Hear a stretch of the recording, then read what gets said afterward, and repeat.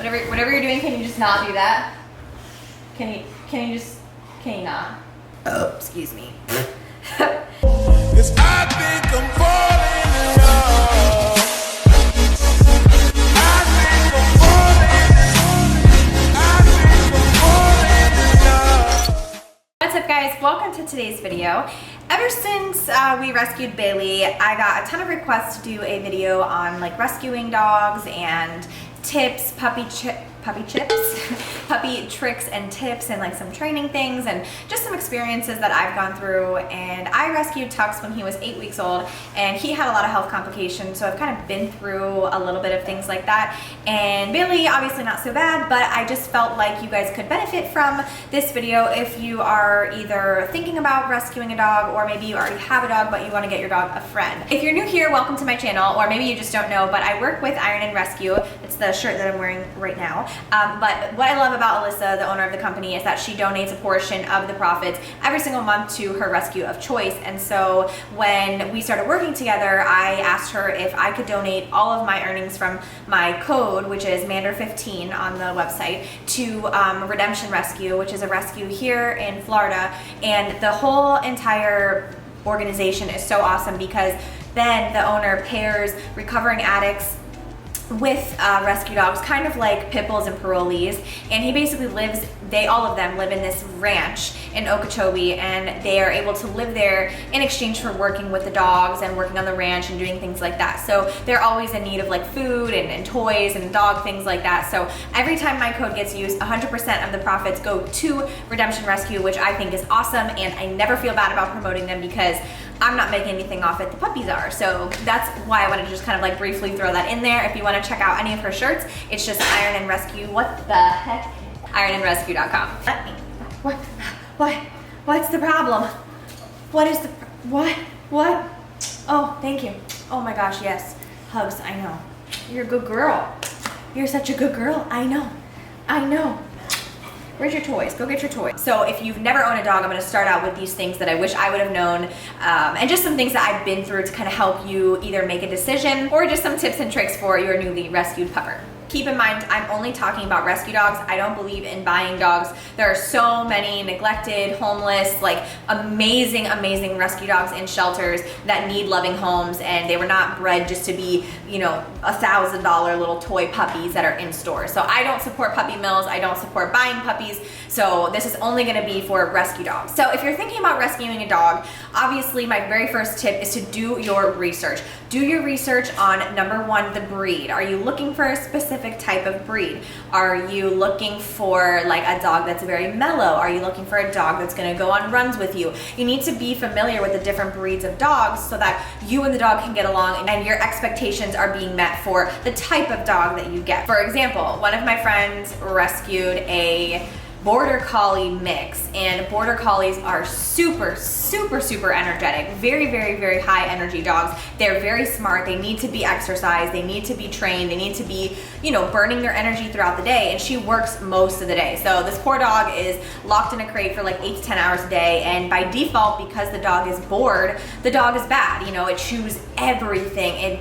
It's not potty trained. It really doesn't listen. Like, there's a lot of things that happen with specific breeds where if you don't exercise them, which is like, you know, for most dogs, but if you don't exercise them and you get a dog that's very active and you put it into a 600 square foot apartment in a cage all day, that's just not gonna be the best course of action. So my first tip is obviously to do your research on the type of breed that you're looking for and become familiar with it. You know, also, if you live in an apartment, you need to be familiar with the breed restrictions. Unfortunately, there is a lot of that, so you need to make sure that it's approved for a homeowners association or for renters insurance, homeowners insurance, anything like that. Sometimes they will put breed restrictions on those things. So definitely keep that in mind and do your research on that as well. The second thing I think you should ask yourself if you're thinking about rescuing a dog is, why do you want a dog? What is possessing you to go to a shelter and rescue one? And I think, unfortunately, a lot of people, they want like a cute little puppy, and they just, you know, they're thinking like, oh, this cute little dog and that's it. But like, this is a lifelong commitment. These dogs are gonna be around for 15, 16 years maybe, and like, you are not just getting a stuffed animal, you're getting a living, breathing dog that's essentially like a child, and you have to take care of it. It's not just something that you can throw in the room and just go live about your life. You have to be prepared for that change that's gonna come with owning a dog. Tacking onto that, does your lifestyle coincide with having a dog? If you are a paramedic and you work 12 or 24-hour shifts, do you have somebody that can walk the dog? Do you have family members that can babysit? Are you planning to put the dog in doggy daycare during the day? Like, these are all things that you have to think about before you rescue a dog, because obviously while bringing a dog home out of a shelter is definitely better than letting the dog sit there for God knows how long, there is still the other side of it where you want to be able to give that dog the best life possible, and you also want to have the best possible experience with that dog. So you don't want to just bring a dog home and then never be home to take care of it. So you have to think about your lifestyle, or the people that are involved in your lifestyle. Are they willing to help, or do you have an alternative plan for when you're not home? My next tip hits a little bit close to home. It is to be prepared for health issues, especially when you rescue a dog. Not saying that this happens all the time, but it is common in rescue dogs, especially if you don't know where the dog comes from. When Tucker was 12 weeks old, he had Giardia, which is a parasite, and then shortly thereafter he got mange, which is a horrible, horrible infection for dogs that basically eats their fur from the inside. And Tux lost all his fur. He was so sick, he barely wanted to eat. I mean, it was just like maybe a 3-month period of constant vet visits, constant medication, constant medicated baths. Like, there was so many things that happened because of just an infection, where like I needed to have at least $2,000 saved, because all of those medical treatments that he went through ran me upwards of almost $2,000 in a 3-month period. Obviously that's a worst case scenario, but you do want to be prepared for that. Even with Bailey, when we got her and we brought her home, she started having the really watery diarrhea, and I knew instantly that like that was one of the symptoms with Tux when he had Giardia. And come to find out, at the Humane Society, they don't even test them for Giardia. So I had to bring her to a vet, get all these tests done, get antibiotics, get treatment, get this and that, and it was like $400 something later, where you have to just pay it up front. You know, it's not like, unless you have pet insurance, which I do recommend, but it's not something where you can make payments. Like, you have to have $400 to $500 in your bank account at any given moment to be able to rush your dog to the emergency vet, God forbid something happens. You know, when you get a dog, it's not just the dog. There's so many other things that come along with it. Toys, bones, beds, shampoos, like dude, ear wipes, tooth stuff, like food, canned food, dry food, treats, leashes, collars, name tags, vet visits. Like, there's so many different things, you know, that come with the dog that people don't realize those expenses, you know. But I will give you guys a little tip. TJ Maxx, Marshalls, Ross, and Home Goods. Those are the top 4 places to get dog items. They have so many things, between like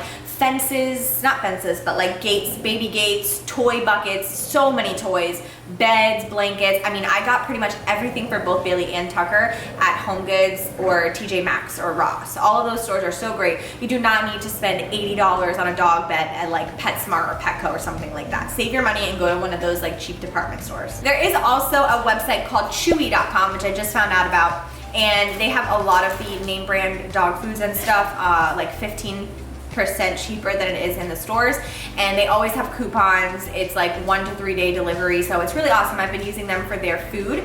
And for those that are gonna ask what food I'm feeding them, I have Bailey and Tucker on Blue Wilderness. Bailey's on the puppy, obviously, chicken and brown rice, and Tux is on the adult food. And then Bailey gets a little bit of the Blue Wilderness puppy canned food, because I have to stick her medications in the canned food in order for her to eat it. So, all right, so I think that's pretty much everything I can think of for tips or just things to think about if you've never owned a dog before. Now, if you do own a dog and you're looking to rescue a second one to get your little dog a friend, these are a few things that I would recommend to you before doing so. So the first thing obviously is to be familiar with how your dog is around other dogs. Is your dog well socialized? Has your dog been around other dogs or other animals in the past? You know, like, do you take them to the dog park? Do you take them around other dogs and just socialize? If your dog is not well socialized, it may not be the best idea to bring excuse me, knock it off.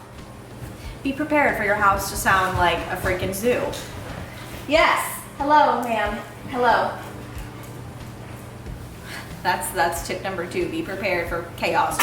Oh, okay, oh, If your dog is not well socialized, it's not going to be the best idea to bring a new dog into your house, into that dog's territory, without even trying to socialize them beforehand. So obviously, my first tip for that is to make sure that your dog, your first dog, is very well socialized and is okay with other dogs in his or her territory. Obviously, the Humane Society or most rescues is not going to let you rescue a dog without bringing your own dog to the facility to meet that dog to see how they interact. They might just not click. And you don't want to do that to your dog. If your dog doesn't like that dog, you need to look elsewhere. And we did have that scenario happen with Tux when we were looking, and we met a blue-nosed pit girl, and she was super cute, super friendly, but as soon as they met, she became very aggressive towards Tux, and she would show all her teeth, and she was just being nasty, and we were like, nope, like this is just not the right fit. And you'll know, as soon as Tux and Bailey met, they were instantly playing, having so much fun, and it's just like we knew that that was going to be the right fit. Third thing is, do you have enough room for 2 dogs? I can't imagine having 2 of these crazy puppies running around in like a 1-bedroom or even a 2-bedroom apartment. Do you have a backyard? You know, like when you have 1 dog, it might not be that big of a deal, especially like if you have a dog like Tucker, for example, who is pretty low maintenance and pretty lazy. He doesn't care. He'll sit on the couch all day. But now that he has a sister, all they do is play. They run back and forth. They're running through the backyard. But that's a very, very good thing for them to have, is a big house. We have a 3-bedroom, 2-bathroom with a backyard. So obviously they're able to run around, and I would feel horrible if they had like a 700 square foot apartment. So do you have enough room for not only 1 dog, but now 2? On top of that, do you have enough financially to support 2 doggies now? You have to think about, if one of them gets sick and gets the other one sick, now you have 2 vet trips, you have 2 times the medication, and you just have 2 times everything. You know, you have 2 different foods, 2 beds, 2 leashes, 2 this, 2 that, and you can't just buy one a treat and not get the other one. You know, at least that's how I am, being like a mom of 2 now. I'm always like, well, I can't just give Bailey this, I have to give Tucker this too, and so everything becomes double. So keep that in mind. Obviously that seems pretty self-explanatory, but it is something to think about. You know, you have to make sure that your finances are in order to support 2 doggos. Last but not least, I just want to talk a little bit about training, and this kind of pertains just to puppy training. You can honestly find tips, tricks, videos, books, TV shows, so many things on training, but whatever you do decide to do, whether you're going to crate train, whether, you know, whatever your plan is, you just have to basically be consistent with it. And there should be time each day that you're training your dog, like a set aside portion where you practice commands. You use the same words every time. You practice sit, stay, come, whatever you're practicing. It just needs to be consistent for the dog, because that's what they like. You definitely want to make sure you keep up on training, make sure you practice, and make sure that you're exercising your dogs. Even if it's a more lazy breed like Tux, I mean, they need to go on walks at least twice a day. They need to have time outside, and not only is that just going to be good for them, but it's also going to help their behavior. You know, like a bored dog is always going to misbehave. They're always going to chew things because they're bored. They're not being stimulated. They're not being exercised. So you need to make sure that you have the time, you have the patience, you have all those things to train your dog, to walk him or her twice a day, take them to the park, exercise them, things that are going to burn out their energy and make it easier for both of you. And also, I think just the most important thing is to have a schedule. Especially if you have a puppy, they need to be on a constant routine. They should go to bed around the same time. They should wake up around the same time. They should be eating at the same times per day. So it's just a lot of things that you should be dedicating to the dog that you should think about before you rescue. As a little update before I close out this vlog, she has gained 6 pounds since her second vet appointment. And she's doing really, really good. She no longer sleeps in the crate. She doesn't even go in the crate anymore. When I leave, she stays out with Tucker, and I just block off the kitchen so she doesn't like happen to get into any cabinets or anything, because we do have the low cabinets. So she's been really good. No accidents in the house. Take her to the beach or the park every single day. She goes on a 2-mile walk. So she's well exercised, and she's doing really good with her commands and her training. So everything with Bailey is going well. Tucker absolutely loves her. They just play nonstop, which is so fun. Look at that tongue. Why do you have the biggest tongue? But it is so fun to have 2 dogs, and I think it was like the best thing we could have ever done for Tucker. Yes. So that's where I'm wrapping up this video. I hope you learned something new, and I hope you got some informative content out of it. If you did like this video, please give it a thumbs up. And if you haven't, check out the Iron Rescue website so you can help donate to the rescue dogs. And always adopt, don't shop. Ow, don't punch me in the face. Adopt, don't shop. Are you trying to wag your tail? But you're sitting on it, so you're stuck. Oh boy, here comes the other one. Oh boy. Okay, so I'm gonna end today's video. Guys, thank you so much for watching. I hope you enjoyed, and I'll see you in my next video.